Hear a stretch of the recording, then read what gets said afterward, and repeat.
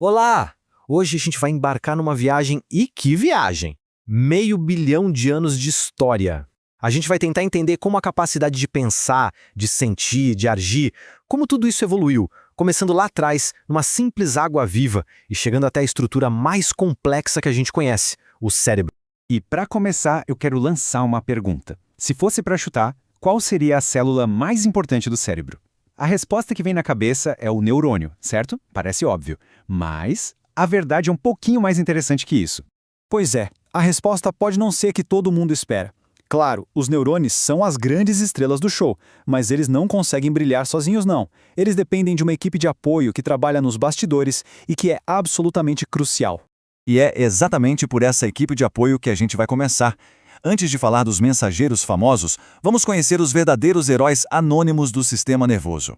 Apresento a vocês as células da glia. Olha, para você ter uma ideia, elas são mais numerosas que os próprios neurônios e fazem todo o trabalho pesado. Pensa nelas como a equipe de um show. Os astrócitos dão o suporte, a estrutura, a nutrição.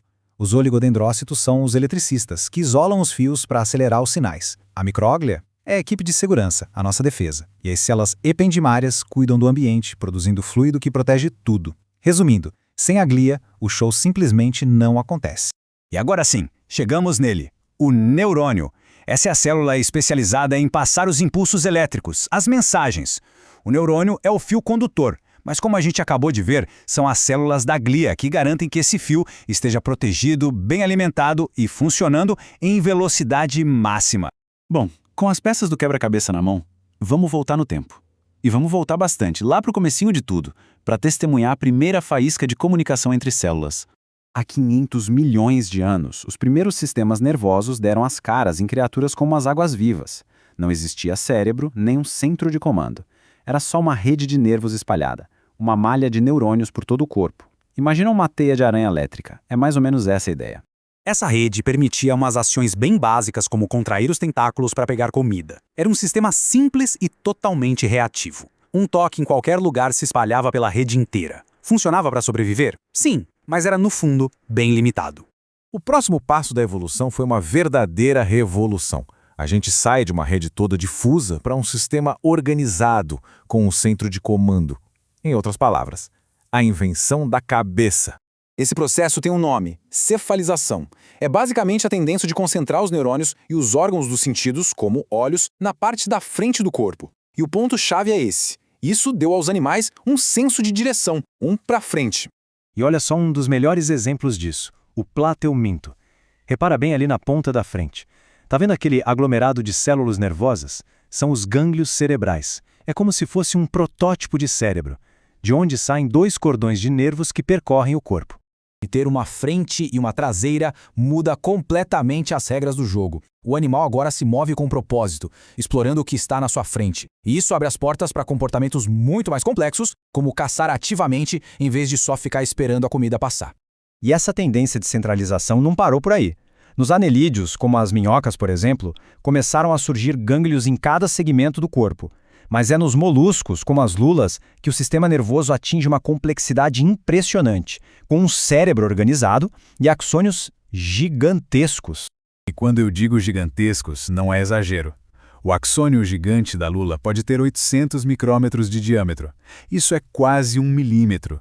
É grosso o suficiente para ser visto a olho nu. Agora, vamos colocar em perspectiva. Um axônio de mamífero tem, em média, 2 micrômetros de diâmetro. Por que essa diferença brutal? Simples, a lula usa seu axônio gigante para uma coisa, uma fuga quase instantânea, para contrair o corpo e disparar para longe do perigo.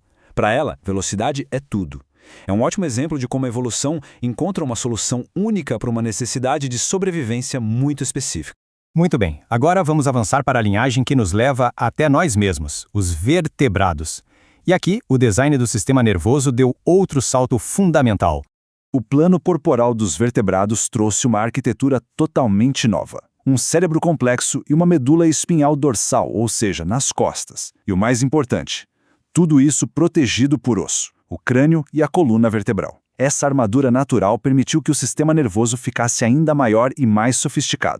Essa imagem aqui conta uma história poderosa. É só comparar os cérebros, de peixe para réptil, de ave para mamífero.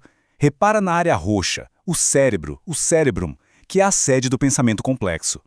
Percebe como ele se expande dramaticamente até culminar no cérebro humano? Essa é a grande tendência na evolução dos vertebrados. Então, o que a gente pode aprender com essa jornada toda? Existem alguns princípios-chave, algumas regras do jogo que guiaram essa evolução incrível. Vamos dar uma resumida.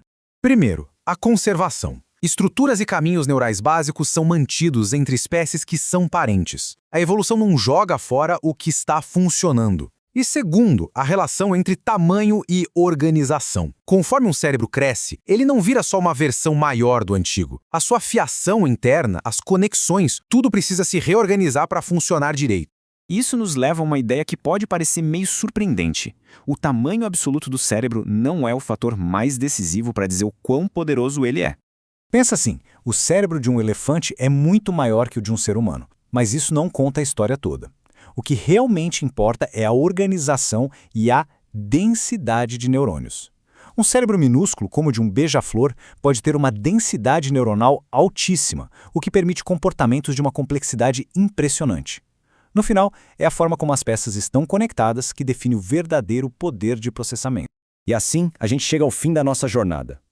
O sistema nervoso que pulsa dentro da gente é o resultado de uma saga de 500 milhões de anos, desde uma simples rede de células até a estrutura mais complexa que a gente conhece no universo. A pergunta que fica no ar é: qual o próximo passo? Para onde essa evolução nos levará a seguir?